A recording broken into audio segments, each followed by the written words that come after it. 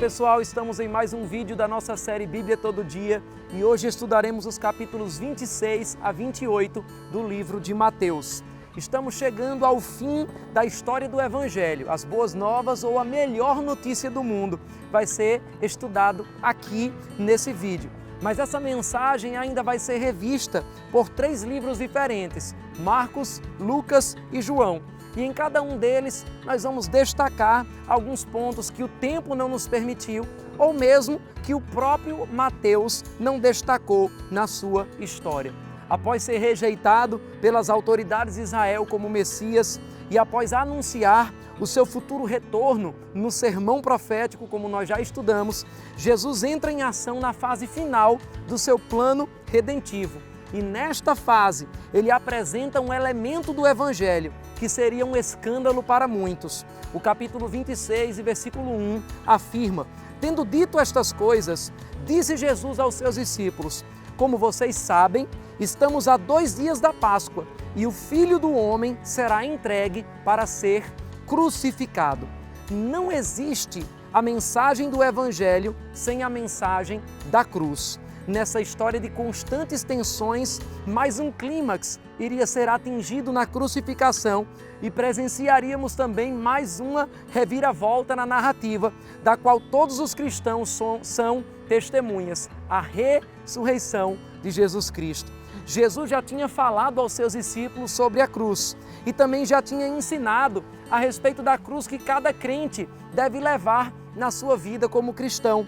Ele diz no capítulo 16, versículos 24 a 25, então Jesus disse aos seus discípulos: se alguém quiser acompanhar-me, negue-se a si mesmo, tome a sua cruz e siga-me, pois quem quiser salvar a sua vida, a perderá, mas quem perder a sua vida por minha causa, a encontrará.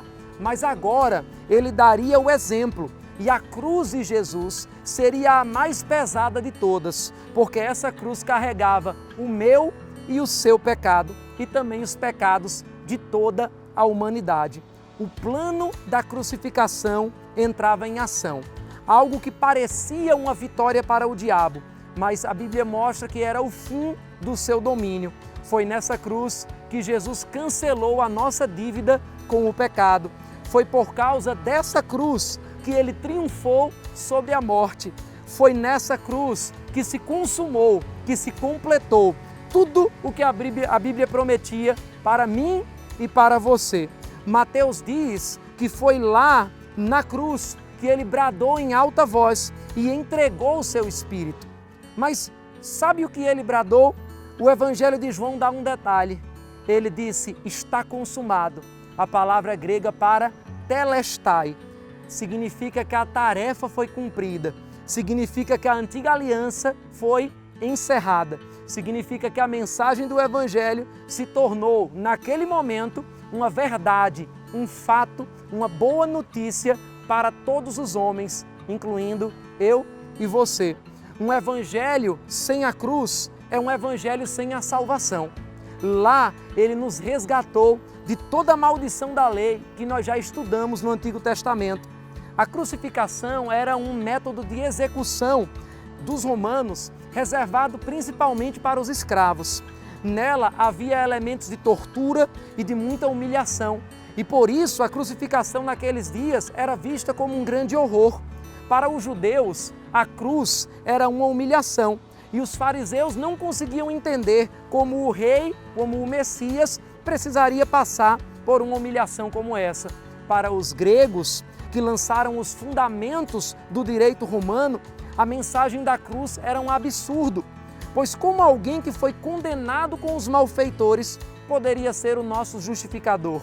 Mas para nós, a mensagem da cruz é o poder de Deus.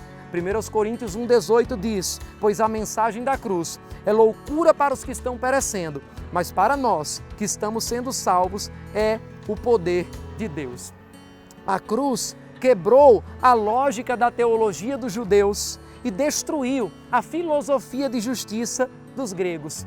Escândalo para os judeus e loucura para os gentios. A crucificação nos deu acesso às realidades da nova criação e às verdades da nova aliança que vamos estudar ao longo do Novo Testamento. E nós, a Bíblia diz em Atos 10:39, somos testemunhas da mensagem da cruz.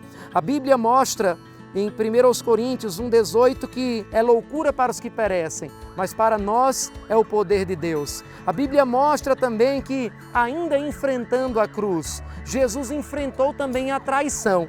A traição inicialmente dos sacerdotes judeus, mas também a traição de Judas, a traição de Pedro e até a traição do seu próprio povo diante de Pilatos.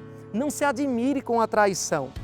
O Filho de Deus precisou enfrentá-la e com certeza você também vai experimentá-la em alguns momentos da vida. Mas o que fazer nas horas de traição? Você deve fazer a mesma coisa que Jesus fez aqui: orar a Deus e derramar amor sobre essas pessoas que te traíram. Nós vemos que, diferente de Pedro, que depois de trair Jesus, voltou a se relacionar com ele, Judas deixou o remorso tomar conta da sua vida e acabou se matando. A mensagem do Evangelho também é para os que erram, mas sabem se voltar para Jesus e experimentar outra vez da graça e do perdão. O Evangelho não está disponível para os orgulhosos e para aqueles que não querem se humilhar diante de Jesus. Finalmente, o capítulo 28 de Mateus descreve os eventos que aconteceram no terceiro dia, no domingo da ressurreição. Esse evento é tão importante que ainda hoje chamamos o domingo de Dia do Senhor. E há séculos a civilização cristã respeita esse dia como um momento de descanso que deveria ser separado basicamente para a adoração a Cristo. Ainda teremos muito no Novo Testamento a aprender sobre esse fato da ressurreição, o maior evento da história da humanidade, que você vai acompanhar com a gente no desafio do Bíblia Todo Dia. A Bíblia mostra também que mesmo com alguns guardas inventando uma mentira a respeito da ressurreição de Jesus, o próprio Jesus ressuscitado aparece aos discípulos e dá uma ordem, a ordem mais importante que devemos atentar em toda a vida cristã: espalhar a mensagem da cruz. O capítulo 28, versículos 18 a 20 diz: Então Jesus aproximou-se deles e lhes disse: Foi-me dada toda a autoridade no céu e na terra. Portanto, vão e façam discípulos de todas as nações, batizando-os em nome do Pai e do Filho e do Espírito Santo, ensinando-os a obedecer a tudo o que eu lhes ordenei. E eu estarei sempre com vocês até o final dos tempos. Ele está conosco sempre. Não importa as mentiras que inventem sobre a cruz, que inventem sobre a ressurreição de Jesus, Ele está vivo e de braços abertos para você. E essa é a mensagem do Evangelho que nós pregamos. Até o próximo vídeo, onde falaremos de Marcos capítulos 1 a 3. Deixe as tuas dúvidas, teus comentários, o que mais marcou você no começo do Novo Testamento, no livro de Mateus, e até breve.